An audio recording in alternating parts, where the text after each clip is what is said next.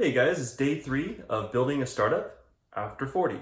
So it is Monday and I worked all day, and so now I'm home, and this is the best time I find to dedicate towards side projects.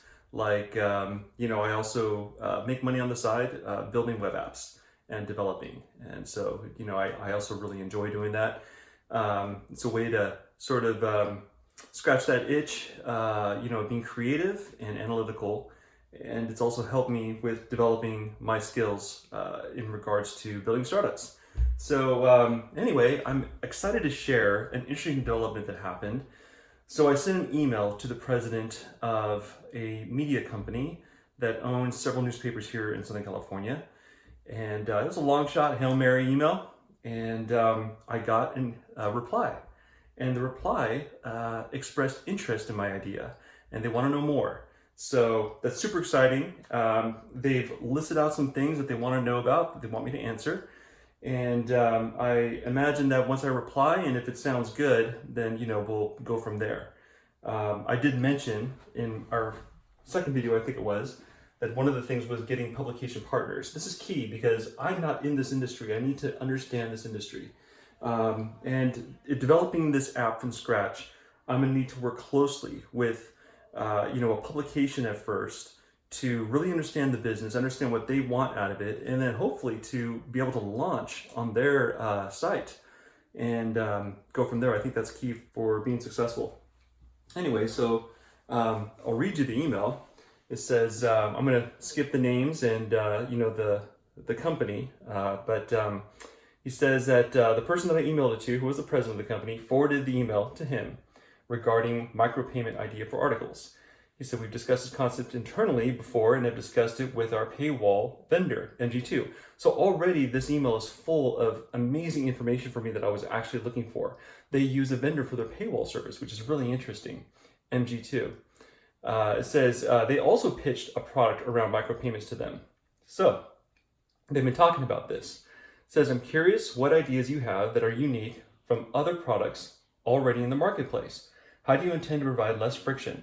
How would you handle users who purchase multiple times on the same site over a period of time? How do you imagine this integrates with other systems, like our payment database or our paywall vendor MG2? Also, there's the question of price. What type of price per article do you think makes sense when we already offer an introductory rate for all full subscriptions that is 99 cents, and a user can cancel online whenever they want? We'd be interested in hearing your thoughts and how your product might solve some of this dilemmas. That's how he worded it. Typos happen, me too. Thanks for reaching out. This is awesome. So, I've already been mulling this over. I received this email a few hours ago, got home, and first thing I wanted to do was dive right into this, do some research. I'm going to whiteboard this thing out, and then I want to have a really meaningful answer for all of his questions tomorrow when I email him, and then hopefully move forward from there if it makes sense for both of us. So, whiteboarding. Whiteboarding is key. This whiteboard sucks, by the way. I just moved into this office. We actually moved recently. I used to be in another home, and I had a lot of whiteboards all over. Whiteboards, you want as much as possible. This is the small thing. It's the only one to survive the move. I had like 4 whiteboards, really big ones, and unfortunately they got cracked and torn, and when we pulled it out of the pods, they were wrecked. So I got to head over to Staples or Office Depot and buy some new ones. In the meantime, this is all I have to work with.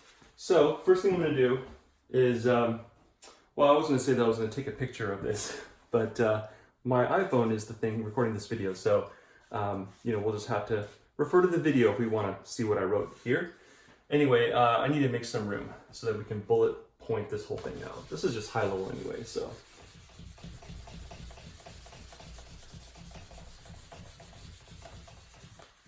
And by the way, I was going to also say, this is rare. This never happens. A cold email to the president of a large company pitching the idea, or just, putting out feelers, right? Which is what I said. I said, hey, I'm just gauging interest in this thing. What if? Never get a response back like that right away. So that is promising for giving me confidence in the validity of this idea as well, because I've done this a lot. Reached out to people, and you just hear crickets most of the time. You got to send as many emails as possible, right? It's like if you want to, gain in anything, you got to have repetition. So the same with startups.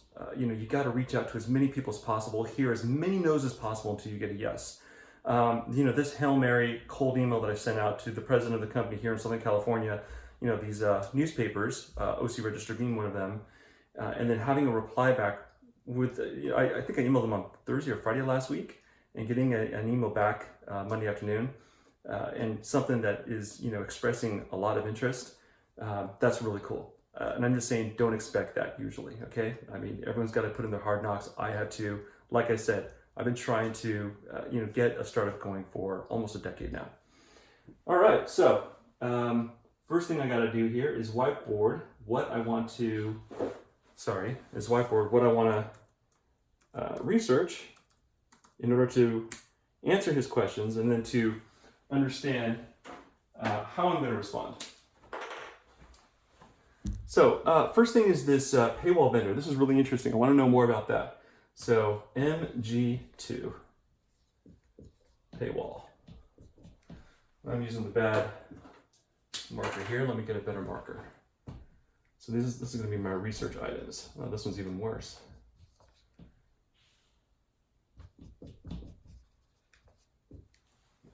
Okay, back to the other one.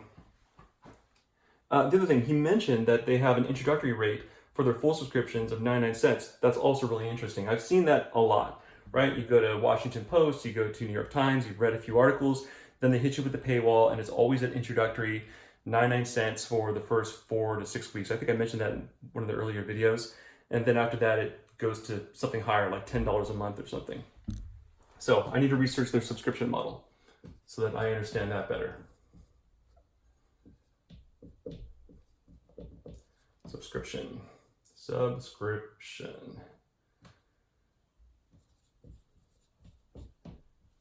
Okay, because I need to be able to answer that back intelligently. Let's see here. Price. Right.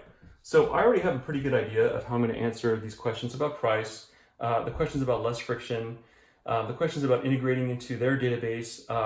This is exactly why I emailed them, actually. It was because since I'm not in this world, I need to understand it and I want to know what they want, right? So he's asking me, well, how do you see these things happening? And I'm going to just put it right back on him and say, I'm so glad you asked those questions, because those are the things that I actually exactly want to know from you guys. You guys tell me what you think the price is, right? What you think the price should be with something like this. And then, we'll work it out. You guys tell me, as far as how you want this thing integrated into the database. What are your requirements, right? And we'll work with that too. Of course, there are some deal breakers for me, right? Like I want to make sure that this thing is going to be usable on any site, not just theirs. So they're going to need to conform a bit to how I see things, but hopefully there's a compromise here and a good trade-off with working together and what we're doing. We're both going to get something out of it. Right, yeah, so I'm going to share with him my vision about that. It's going to be as simple as possible. This does not require an app for curation. This is going to work. I don't want to spill the beans too much here, but this is going to be a button, and that's it. It's going to use iframe, and it's going to connect over an API, and then it's going to return information, data. And that data will be very meaningful for them. And then I'm also going to build a portal for them to access more information and data and their account information. And I'm also going to build a portal for subscribers so that they can go on and, basically maybe change their, bank account or credit card information, or, cancel their subscription or something. It's going to be super basic for that too. But it's going to essentially work like, Google sign on, right? You got the Google sign in on all sorts of sites now, and most people have a Gmail account. You can use that to sign up for a lot of services if you see that button, and that's why I want Presto to be. So that's what I'm going to share with him. We're going to understand MG2, we're going to understand the subscription model, and I'm going to get back on about a price, which I believe should be a percentage, where we take a percentage of every subscription. That's how we're going to make some money with this thing. Anyway, yeah, so super excited to get started with this. I'm going to respond back tomorrow, and anyway, we're moving forward. Next video, I want to go ahead and share how I'm going to project manage this whole thing. And I'm going to introduce a cool tool called Trello. And I'm going to show you guys how to make cards, and we're going to do it Scrum style. So we're going to use agile methodology with building out this project. I find, and many other people in the industry find, it's the most efficient way to build software products. And it kind of helps us to prioritize things. It helps us to, dump out all the requirements that we need. And then from there, we can go ahead and carve things out into sprints. And we can create our columns of, what we're working on, what's finished, what's in QA, quality assurance, what has bugs, and then finally put it in the finished column. And that's our goal. So gonna do that, and we'll record that next time, and that'll be super helpful. Now, as far as I'm concerned, I know I didn't share too much about myself in the last 2 videos, so I just want to end off letting you guys know I work full-time, and I have a mortgage, I have a family, I have responsibilities. I'm in Southern California. I'm not even in Silicon Valley, which is where you kind of need to be to do these things because, like Paul Graham says, it's better to be in a hub, right?